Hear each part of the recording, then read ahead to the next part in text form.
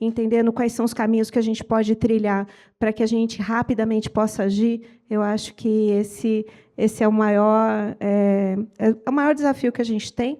Diferente da outra COP, a gente não teve participação da área do turismo, de absolutamente nada de pesquisador, de científicos, de estudiosos. Eram painéis ali feitos da forma que foi possível, pelo pessoal do trade, do setor. Então, era uma conversa muito da gente para a gente mesmo, falando aquilo que a gente já sabe. E eu tinha expectativa muito de voltar de lá, muito provocada, incomodada em receber informações que talvez eu não tivesse acesso de outra forma. E isso, infelizmente, não aconteceu. A gente não teve discussões profundas na COP. Todas as perguntas que a Jaque fez, as provocações de onde que a gente tem que ir, de compromissos que a gente tem aí até 2050, até 2035, nada disso foi discutido durante a COP. Então, ela aconteceu, a gente teve Dia do Turismo, a gente teve Espaço do Turismo, mas a gente volta da COP do mesmo jeito que a gente foi. Tem que inverter o papel, a gente tem que trabalhar como cidadão, trabalhar como empresário, trabalhar como entidades associativas e criar movimentos. Para a gente criar uma agenda comum para que em 2026 o turismo pense em sustentabilidade, porque é ali que o turista decide onde quer ir. E aí a gente pode fazer um baita trabalho planejado, que não é de marketing, mas sim de conscientização. A aviação é um mecanismo, tem se demonstrado um mecanismo absolutamente necessário, mas que precisa caminhar para a descarbonização, uma descarbonização muito difícil.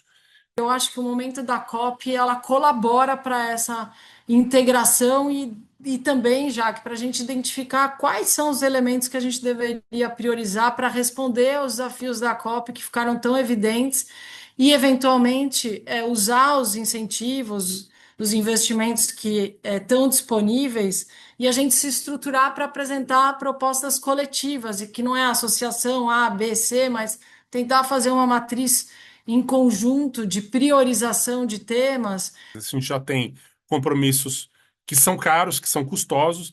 Por outro lado, a gente tem a ameaça de receber ainda mais custo. E esse é o grande debate que a gente vem enfrentando.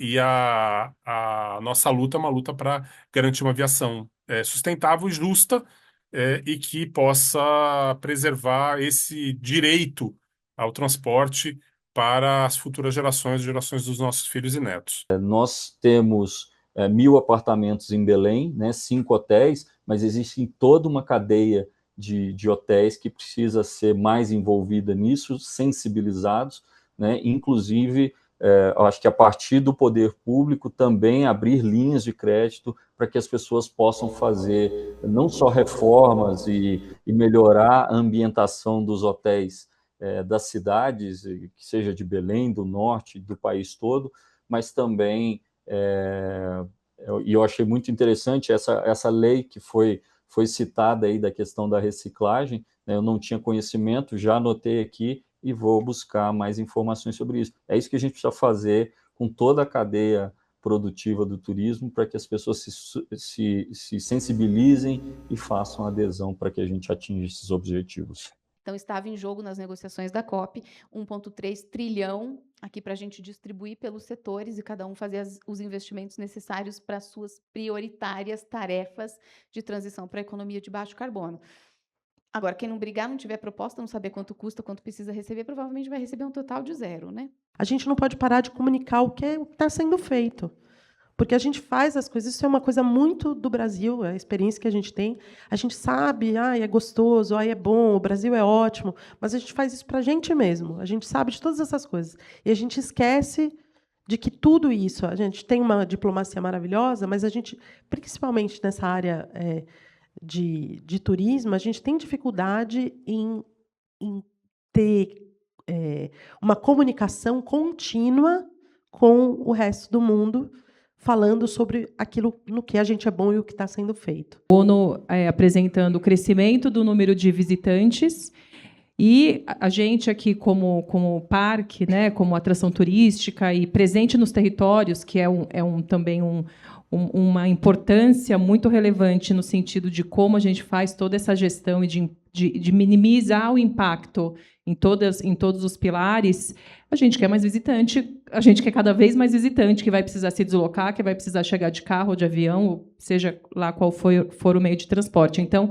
é uma conta que parece que está indo na contramão, por isso que é tão relevante a gente pensar em como caminhar numa crescente de redução de impacto.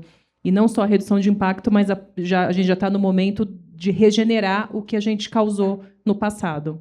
Acho que o ponto central que tentou ser trazido é a junção das duas pautas que a gente precisa cuidar. Então, quando a gente fala de adaptação, é a pauta da gente se proteger mesmo dos impactos, se proteger da enchente, do incêndio, do deslizamento de terra, das questões que nos afetam ao Brasil de forma ampla. E, do outro lado, a pauta da responsabilidade de reduzir os gases de efeito estufa. E no turismo, essa pauta se encontra no turismo regenerativo, que é aquele em que a economia do turismo financia processos de recuperação da natureza ou de espaços culturais por meio da presença ativa e econômica do turista. A gente muda 5 graus o rumo do barco, tudo tem a ver com náutica no nosso, né? No nosso mar, tudo tem a ver com o mar. Se você sai da Ilhabela com 5 graus de diferença na bússola, depois de 30 dias navegando, é a diferença entre chegar na Europa e na África. O rumo de onde você chega é diferente. Então a gente precisa mudar esses 5 graus, e todos nós aqui.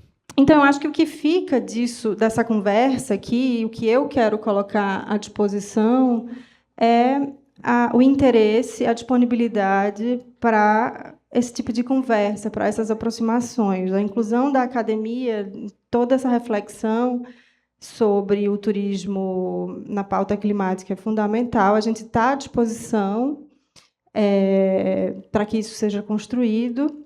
Então, nós vamos tentar transformar essa agenda numa agenda construtiva. Eu acho que a gente tem toda a condição de fazer isso. Precisa, sim, trabalhar em conjunto. E vamos trabalhar, a gente coloca a SCAL à disposição.